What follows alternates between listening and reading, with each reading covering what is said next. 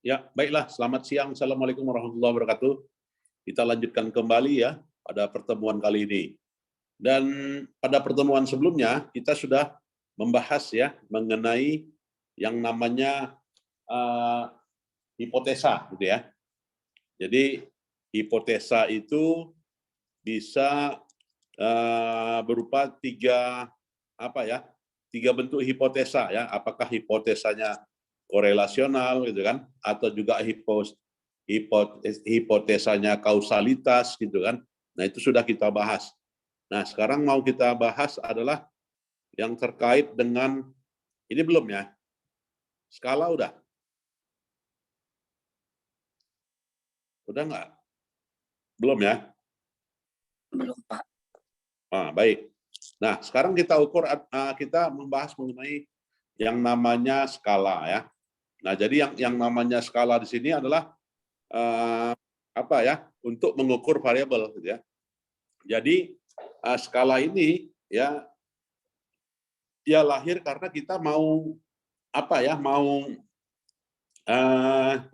mau menarasikan ya, tepatnya lebih katakan menarasikan atau juga mengaktualisasikan apa itu teori gitu ya. Apa itu fakta, apa itu fenomena ya, sehingga nantinya melahirkan ini variabel udah ya. Oke, udah. Nah, hubungan antar variabel itu ya, ini kalau kita lihat ya bagaimana ini nanti banyak kalian gunakan ya, terutama di dalam menyusun skripsi ya. Bagaimana melihat ya hubungan antar variabel bebas dengan variabel tergantung ya. Nah, jadi di situ variabel bebas itu adalah variabel yang mempengaruhi ya. Sedangkan variabel terikat adalah variabel yang dipengaruhi. Nah, jadi jelas variabel terikat itu dipengaruhi naik turunnya berdasarkan pada besar kecilnya nilai nilai variabel bebas. Nah, jadi itu X1 ya, cirinya variabel bebas itu adalah independen, variabel independen ya. X1, X2, X3 terhadap variabel terikat. Nah, itu. Atau juga hubungan antar variabel bebas dengan variabel tergantung di bidang ekonomi. Nah, sebagai berikut ya. Apakah ada hubungan pertumbuhan, apakah ada hubungan, misalnya mau kita balik pun boleh ya. Investasi asing, ya kan, nilai tukar, ya kan, dan ekspor, dan juga tingkat suku bunga X1, X2, X3 dan X4 terhadap pertumbuhan ekonomi gitu ya. Atau juga mau mengukur hubungan antara EPS, earning current ratio, leverage ratio, total asset turnover, return on investment, dan juga return on equity terhadap perubahan saham. Nah, itu juga pengukurannya ya. Atau juga ada variabel moderator. Nah, ini ya. Jadi variabel moderator itu adalah yang merupakan adalah variabel yang mempengaruhi gitu ya hubungan antara variabel independen dengan variabel dependen. Itulah yang namanya variabel moderator. Jadi kuat besarnya hubungan dipengaruhi oleh yang namanya variabel moderator. Jadi variabel moderator itu nama lainnya adalah variabel ini ya. Nama lain variabel moderator itu adalah variabel mediator. Nah, variabel moderator, mediator, atau juga variabel pemoderasi. Nah, itu semua sama. Istilahnya disebut dengan variabel memperkuat hubungan ya antara variabel dependen dengan variabel independen, atau juga memperlemah hubungan. Ya, jadi bukan hanya memperkuat saja ya, tetapi juga bisa juga memperlemah. Ya, ada yang mau bertanya di sini, silakan. Ini nanti banyak digunakan ya pada penyusunan skripsinya. Dah? Ya, baik. Berikut juga variabel antara. Nah, inilah yang namanya variabel antara. Jadi variabel antara itu adalah variabel intervening. Ya, jadi variabel intervening adalah variabel yang memperantarai hubungan. Misal, bagaimana hubungan antara tingkat pendidikan dengan kinerja dipengaruhi oleh motivasi kinerja. Nah, jadi variabelnya memperantarai. Nah, jadi variabel bebas dengan variabel terikat. Oke. Nah, jadi itu ya. Bolehkah kita menggunakan lebih dari dua variabel antara? Boleh. Ya, mau dua, mau tiga juga boleh. Jadi variabel perantara. Nah, ciri dari variabel perantara ini yaitu adalah adanya variabel yang memperantarai. Maka nantinya ketika kita melakukan pengujian besarnya pengaruh, gitu ya, maka variabel perantara ini adalah bisa kita lihat apakah ada pengaruh langsung, ya kan? Apakah ada pengaruh langsung antara tingkat pendidikan ya dengan kinerja. Nah, kalau dia ada pengaruh, berapa besarnya pengaruh? 10%, 5%, 3%, gitu kan? Dan pengaruhnya berarah apa? Ya positif atau juga negatif. Bisa juga positif, gitu kan? Bisa juga negatif. Nah, itu namanya variabel antara ya. Kemudian juga variabel pomoderasi. Nah, jadi variabel pomoderasi sebelum variabel pomoderasi ya, variabel antara tadi ada kita lihat ya mengujinya variabel pengaruh langsung. Kalau pengaruh tidak langsungnya bagaimana? Nah, cara mengukur pengaruh tidak langsungnya, apakah ada pengaruh tingkat pendidikan ya dengan kinerja secara tidak langsung ya melalui yang namanya motivasi kinerja ya. Dan nanti akan kita totalkan ya yang namanya total pengaruh. Jadi total pengaruh antara tingkat pendidikan dengan kinerja ya melalui motivasi kinerja. Nah, maka nanti berapa besarnya pengaruhnya? Misalnya hanya 7%, ya misalnya hanya 20%, misalnya hanya 35%. Nah, bisa nanti kita ukur dengan itu ya. Ya, kemudian kita melihat yang namanya variabel laten dan variabel manifest. Nah, kapan itu variabel laten dan variabel manifest itu digunakan? Ada yang mau berpendapat, silakan. Nantinya kalian kan nyusun skripsi kan gitu kan? Nah, menggunakan variabel dan variabel laten, variabel manifest, boleh nggak? Nah, boleh tidak kita menggunakan variabel laten dan variabel manifest? Variabel laten itu adalah variabel yang tidak dapat diukur secara langsung dan memerlukan beberapa indikator sebagai proksinya. Nah, itulah namanya variabel laten. Misalnya variabel laten keputusan membeli itu variabel laten itu. Kenapa variabel laten keputusan membeli variabel laten? Karena terbentuknya keputusan membeli karena ada spesifikasi produk, ya kan? Ada jenis produk, ada merek, ada distributor, ada jumlah produk, adanya waktu pembelian, adanya cara pembelian. Nah, itu semuanya adalah variabel laten ya. Nah, sedangkan variabel manifest adalah variabel yang dapat diukur secara langsung oleh peneliti. Seperti apa misalnya variabel manifest? Nah, variabel manifest itu yang warna biru. Ada yang buta warna di sini? Masih warna biru ya. Nah, itu biru muda dia. Sedangkan warna terong itu adalah warna variabel laten ya. Cukup jelas? Cukup jelas ya. Nah, kemudian selain dari variabel laten dan variabel manifest, ada juga variabel endogen. Variabel apa itu? Yaitu variabel yang dipengaruhi oleh variabel lain. Itulah namanya variabel endogen. Jadi dengan kata lain, variabel endogen itulah yang namanya variabel laten. Nah, itu ya.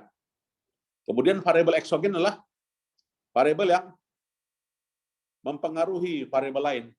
Nah, jadi kalau dia mempengaruhi variabel lain, maka variabel eksogen itu ukup bauran promosi.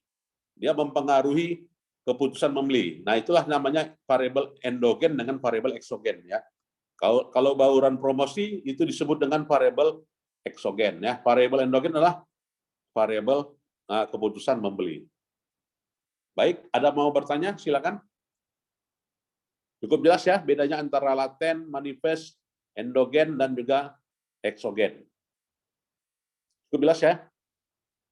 Nah, jadi kalau kita lihat variabel eksogen ini berapa indikatornya?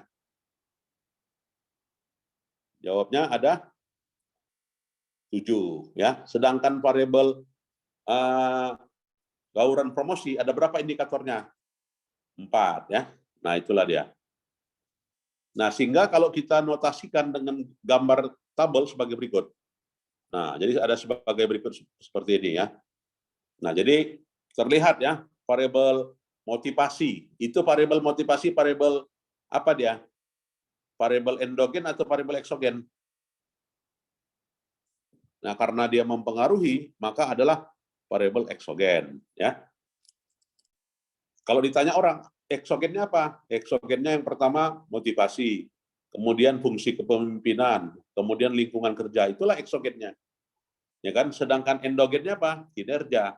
Karena kan kinerja dipengaruhi oleh motivasi, fungsi kepemimpinan, dan lingkungan kerja. Nah, itu dia ya. Nah, kalau misalkan karir itu variabel endogen atau eksogen? Karir endogen atau eksogen? Hah? Karir endogen. Kenapa? Dia variabelnya dipengaruhi oleh eksogen motivasi, eksogen kepemimpinan, eksogen lingkungan kerja ya. Cukup jelas ya? Ya, cukup jelas. Nah, sehingga kalau kita notasikan dengan persamaan struktural equation modeling, nah ini harus kita notasikan. Kalau dia errornya itu E1 ya, E2, E3, E4, E5, E6, E7, E8, E9, E10 sampai dengan E14. Nah, ini lanjut terus ya. Kalau dia Y-nya, ya Y-nya atau juga Y4-nya, ya lanjut terus ya. Nah, lanjut terus sambungannya. Nah, jadi nanti skripsinya boleh-boleh aja ya menggunakan ini. Silakan ya kalau mau menggunakan skripsinya dengan pemodelan ini. Cukup jelas ya? Ya, cukup jelas. Jadi tanda panahnya itu harus dilakukan ya. Misalnya antara endogen dengan eksogen. Nah, jadi dia eksogen motivasi, eksogen pimpinan, eksogen healthcare. Nah, itu harus ada tanda panah juga. Kenapa ada tanda panah?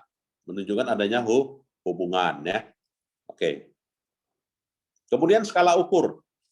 Nah, skala ukur itu adalah skala fenomena untuk mengukur ya dimensi diskrit. Ya, hakikatnya tidak dapat diberi nilai berdasarkan dimensi. Nah, jadi skala ukurnya adalah ada skala ukur nominal ya. Jadi nominal itu laki-laki, ya kota kelahiran, ya apakah kotanya Bandung, Malang, Surabaya, Padang, ya status perkawinan, menikah, belum menikah, itu kan status pekerjaan, gitu ya. Nah itu adalah namanya skala nominal ya. Jadi skala nominal itu adalah skala kategorikal, mengkategorikan ya.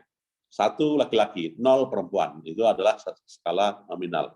Nah kalau dia skala ordinal, ya skala pengukuran yang menyatakan sesuatu lebih dari yang lain. Nah jadi kalau dia skala ordinal itu, misalnya sebutkan peringkat pilihan terhadap wilayah pemasaran jasa atau wisata nomor 1 misalnya. Kira-kira wisata nomor coba urutkan wisata favorit Anda, ya kan? Lokasi wisata favorit. Nah, lokasi wisata favorit nomor 5 ya yang mendapatkan skor 5 Brastagi, gitu kan? Yang mendapatkan skor 4 Parapat, yang mendapatkan skor 3 Sibolga, yang mendapatkan skor 3 Baligi misalnya. Skor 2 misalnya apa? Sidikalang, ya kan? Skor 0 ya misalnya adalah Pak Barat. Nah, misalnya seperti itu. Maka itu adalah namanya skala kategorikal ya, skala ordinal ya. Artinya pengukuran yang menyatakan lebih dari yang lain. Nah, itu namanya skala ordinal. Kalau skala interval, nah skala interval menyatakan peringkat dan jarak. Ya, jadi skala interval itu menyatakan peringkat dan jarak. Jadi skalanya Likert misalnya. Ya, kemudian juga skala rasio. Jadi rasio itu menyatakan peringkat, persen rasio, ya kan jarak. Berapakah berat, jumlah berat, ya, jumlah suhu, ya kan, jumlah penduduk, total aset, total penjualan, total nilai persediaan, ya apalagi nilai penjusutan, jumlah transaksi. Nah, itu adalah skala rasio. Nah, jadi kalau kita dari sisi apa ya? Dari sisi penggunaan apa ya? Penggunaan data ya, maka skala rasio yang paling tinggi. Nah, jadi harapannya kalau penelitian itu lebih bagus kita menggunakan skala rasio ya. Nah, ada yang mau bertanya silakan. Dari pertama tadi model ya, kemudian juga jenis variabel endogen eksogen ya kan. Silakan. Cukup jelas ya? Oke, cukup jelas. Nanti rekamannya saya share untuk diulang-ulang lagi ya. Karena ada mau masuk, mungkin adik-adik sekalian itu sajalah ya perkuliahan dari saya. Untuk itu bisa di absen ya, silakan. Sudah, Pak. Ya, sudah.